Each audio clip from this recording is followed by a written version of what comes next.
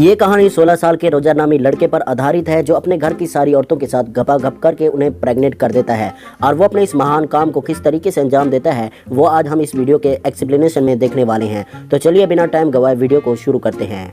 इस मूवी का नाम है what every French woman wants और ये मूवी आई थी 1983 में। मूवी की स्टार्टिंग सीन में हम रोजर को देखते हैं। रोजर अपने स्कूल की छुट्टियों की वजह से अपने घर आ रहा था, तब उसके घर की एक मेड मिस लपीते घोड़ा गाड़ी लेकर उसे लेने आती हैं और घोड़ा गाड़ी चलाते हुए मिस लपीते के हिलते हुए पपीते देखकर रोजर उसे घूरने लगता है। ये चीज मिस लपीते भी नोटिस करती है लेकिन वो उसे कुछ नहीं कहती। घर पहुंचने पर रोजर की मॉम उसे कहती है कि तुम्हारे कपड़ों पर ये म्योनेस कहाँ से लगी है, लेकिन यहाँ हम व्यूवर्स को पता है कि घोड़ा गाड़ी चलाते हुए मिस लपीते के हिलते हुए पपीते देखकर रोजर खुद को नहीं रोक पाया था। तभी रोजर की मौसी मार्की डेटा बोलती है कि इस उम्र में ये सब चीज़ नॉर्मल है और ये कहकर वो रोजर की पैंट साफ करने लगती है। रोजर की एक छोटी बहन भी थी जिसका नाम बर्था था। उसके बाद बर्था रोजर को जंगल में ले जाती है जहाँ मिस लपीते भी थी। तभी मिस लपीते रोजर के सामने ही साइड में जाके हल्के होने लगती है और ये देखकर रोजर की आंखें बहर आ जाती हैं। उसके बाद रोजर को किसी के चिल्लाने की आवाज़ें सुनाई देती हैं और रोजर जब देखने जाता है तो वहाँ पे रोजर की घर की एक मेड किसी के साथ जंगल में मंगल करते हुए दिखाई देती है, जिसके बाद रोजर वहाँ से भाग जाता है क्योंकि उसे लगता है कि वो एक गलत दुनिया में आ गया है। उसके बाद अगले सीन में हम पूरी फैमिली को एक साथ खाना खाते हुए देखते हैं जहाँ हमें पता चलता है कि रोजर की माँ काफ़ी ज़्यादा स्ट्रिक्ट है। शाम को रोजर जब सोने की कोशिश कर रहा था तो बाहर से उसे कुछ आवाज़ें सुनाई देती हैं। जब वो कमरे से बाहर आता है तो देखता है कि एक नौकरानी घोड़ी बन के खड़ी है और कोई उसकी पीछे से बजा रहा है। ये देखने के बाद रोजर की फट के चार हो जाती है और रोजर वापस सोने चला जाता है और बिस्तर में उसकी छोटी बहन बर्था छुपी हुई थी। तब बर्था उसे बताती है कि मिस लपीते ने उसे बताया है कि हमारी मौसी मार्की डेटा अभी भी वर्जन है, जिस पर रोजर उसे पूछता है कि वो अभी तक वर्जन क्यों है, जिस पर बर्था उसे बताती है कि उन्हें मर्दों से डर लगता है और इसलिए उन्होंने अभी तक शादी भी नहीं की है। और तभी वहाँ अचानक से नैनी केट आ जाती है और नैनी केट का काम बर्था का देखभाल करना था। बर्था के वहाँ से जाने के बाद केट रोजर का ब्लैंकेट हटाती है, जिस पर रोजर अचानक से डर जाता है क्योंकि रोजर का पप्पू खड़ा हो गया था और उसे देखने के बाद केट भी उससे थोड़े बहुत मजे ले लेती है। अगले दिन बर्था रोजर को एक नदी किनारे ले जाती है जहाँ पे उसके घर की सारी मेड्स नहाते नहाते एक दूसरे से अपना सीक्रेट शेयर कर रही थी। बर्था और रोजर अपने घर की उन मेड को देख रहे होते हैं। तभी नदी के किनारे के पास 3 नमूने आ जाते हैं और ये 3 नमूने भी रोजर के घर में काम किया करते थे और वो तीनों अपना पप्पू बाहर निकालकर उन मेड्स के सामने ही हल्के होने लगते हैं और उनमें से एक अपना स्पाइडरमैन निकालकर उनको दिखाने लगता है। तभी उर्सुला बोलती है कि तू शेर तो मैं सवा शेर हूँ और उर्सुला उन तीनों को अपना पिछवाड़ा दिखाने लगती है और उसके पिछवाड़े के दर्शन बर्था और रोजर पेड़ के पीछे से कर रहे होते हैं। अगले सीन में रोजर की बड़ी बहन एलिसा अपने पापा के साथ आती है और सब लोग उसका वेलकम करते हैं।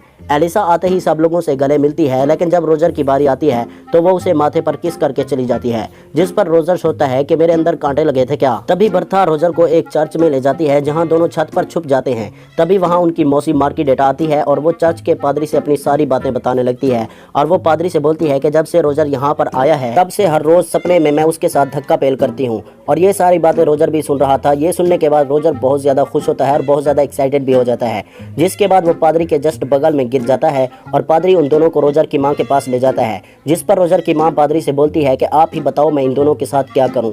पादरी बोलता है कि तुम रोजर के पिछवाड़े पर मार मार कर उसका पिछवाड़ा लाल कर दो, तभी इसे समझ आएगा और ये काम मार्की डेटा अपने शुद्ध हाथों से करेगी तो इसे ज्यादा मजा आएगा। तब रोजर की मां मार्की डेटा से कहती है कि तुम एक हंटर लो और शुरू हो जाओ। पहले तो मार्की डेटा ये करने से मना करती है, लेकिन रोजर की मॉम के फोर्स करने पर वो ऐसा करने लगती है और वो रोजर के पिछवाड़े पर हंटर मार मार के उसे बंदर के पिछवाड़े की तरह लाल कर देती है। रात को सोते वक्त रोजर को फिर से बाहर किसी की आवाजें सुनाई देती है और जब वो अपने कमरे से बाहर निकलता है तो वो देखता है कि उसकी मेड हेलन किसी से ठुकवा रही है। लेकिन अब की बार ये नज़ारा रोजर अकेला नहीं देख रहा था बल्कि मिस्टर फ्रैंक भी ये सब कुछ देख रहे थे।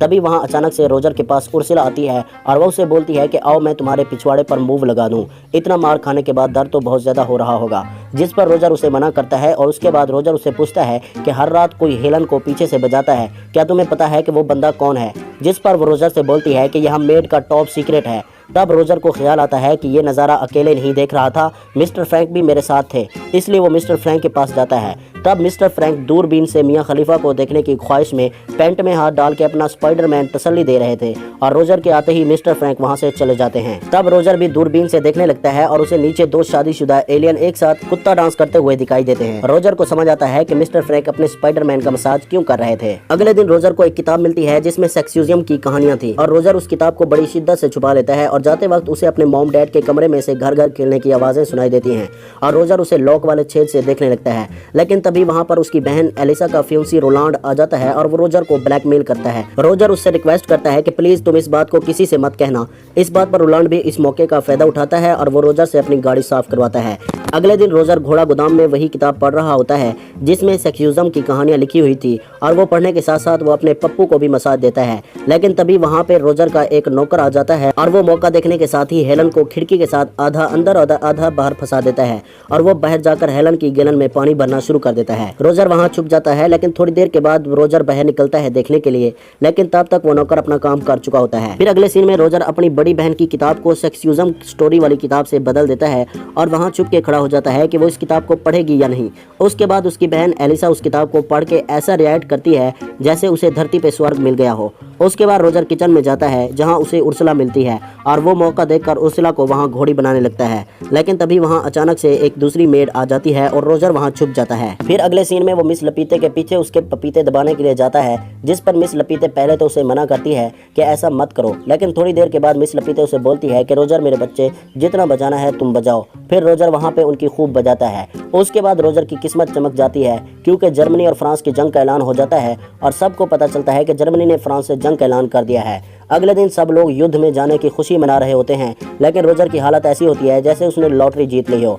वॉर में जाने से पहले सब लोग रात को अपनी बीवी को जंगल में ले जाकर उसकी बजाने लगते हैं, जिस पर रोजर सोचता है कि ये सब आज रात का खेल है और इसके बाद तो इनकी पिक्चर मैं ही बनाऊंगा। सब लोगों के युद्ध में जाने के बाद सारी लेडीज अकेली थी और रोजर सबसे पहले उर्सुला के पास जाता है, जहां वो उसे ले दे के घोड़ी बना ही लेता है। अगले दिन बर्था की नेनिकेट हमें दिखाई जाती है और वो नदी किनारे बैठ के अपनी जुल्फें सवार रही थी, लेकिन तभी वहाँ पानी में से रोजर भी आ जाता है और पहले वो केट से मजे लेता है और फिर जब देखता है कि वो भी राजी है तो वो फिर मौके पर चौका मार देता है और वो दोनों वहाँ पे घपाघप करने लगते हैं। अब रोजर पूरे तरीके से अल्टीमेट हरामी बन चुका था और वो सोचता है कि अब सारी औरतों का मटका मैं ही फोड़ूंगा। फिर उसके बाद वो अपनी मौसी मार्किडेटा के कमरे में जाता है और उसे पूछता है कि क्या तुम अभी तक वर्जन हो, तो आओ मैं तुम्हारा गेम बजा देता हूँ। जिसके बाद वो दोनों घपाघप करने लगते हैं। इसके बाद हम फिर से हेलन को देखते हैं जो चाय नाश्ता लेके आ रही थी, लेकिन इस बार युद्ध में जाने की वजह से उसकी बजाने वाला कोई नहीं होता। तभी वहाँ पर रोजर उसे पीछे से पकड़ लेता है और वहाँ पे उसकी खूब बजाता है। अगले दिन रोजर अपनी बड़ी बहन एलिसा के पास जाता है जहां वो घोड़ों को घास खिला रही थी,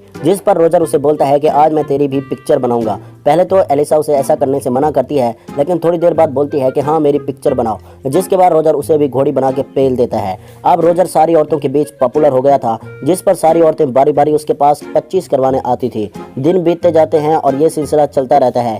एक दिन एलिसा रोजर से बोलती है कि मैं प्रेग्नेंट हूँ। तभी रोजर देखता है कि रोलांड भी वापस आ गया है क्योंकि अब युद्ध खत्म हो चुका था। उर्सुला और मार्किडेटा भी उससे बोलती हैं कि मैं भी प्रेग्नेंट हूँ। यह सुनने के बाद रोजर के पैरों तले से जमीन खिसक जाती है, क्योंकि अगर ये बात उसके मॉम डैड को पता चली तो उसके मॉम डैड उसे नंगा करके सारी जगह घुमाएंगे। फिर वो एलिसा के साथ मिलकर उसके बेड पर नील पॉलिश लगा देता है और उसे बोलता है कि तुम कुछ भी करके रोलांड के साथ घपाघप कर लो, जिससे रोलांड को लगेगा कि एलिसा अभी भी वर्जन है। और उसके बाद वो अपनी मौसी मार्किडेटा से बोलता है कि आप मिस्टर फ्रैंक से शादी कर लो, वो आपको बहुत ज़्यादा पसंद करता है। और ये सुनने के बाद वो दोनों शादी के लिए मान जाते हैं। और उसके बाद उर्सुला भी बताती है कि मैं किसी को पसंद करती हूँ। फिर तीनों औरतों की शादी हो जाती है और रोजर के कांड के बारे में किसी को कानो कान खबर भी नहीं होती। और उसी रात रोजर फिर से हेलन के साथ घपाघप करता है। कुछ दिनों बाद हेलन उसे बताती है कि मैं भी प्रेग्नेंट हूँ, लेकिन अब रोजर के स्कूल की छुट्टियां खत्म हो चुकी थी, इसलिए वो उसे बोलता है कि मैं तुम्हारे लिए भी एक अच्छा सा पति ढूंढ लूंगा। जिस पे हेलन बोलती है कि तुम इसकी टेंशन मत लो, क्योंकि मैंने बहुत सारे लोगों के साथ घपाघप किया है और मैं इस पर किसी का भी नाम लगा सकती हूँ। उसके बाद रोजर अपने पापा के साथ वहाँ से खुशी खुशी चला जाता है और ये मूवी यहाँ ख़त्म हो जाती है। तो गाइज़, अगर आपको इस मूवी की एक्सप्लेनेशन अच्छी लगी है तो लाइक करें और चैनल को सब्सक्राइब करके मुझे सपोर्ट ज़रूर करें।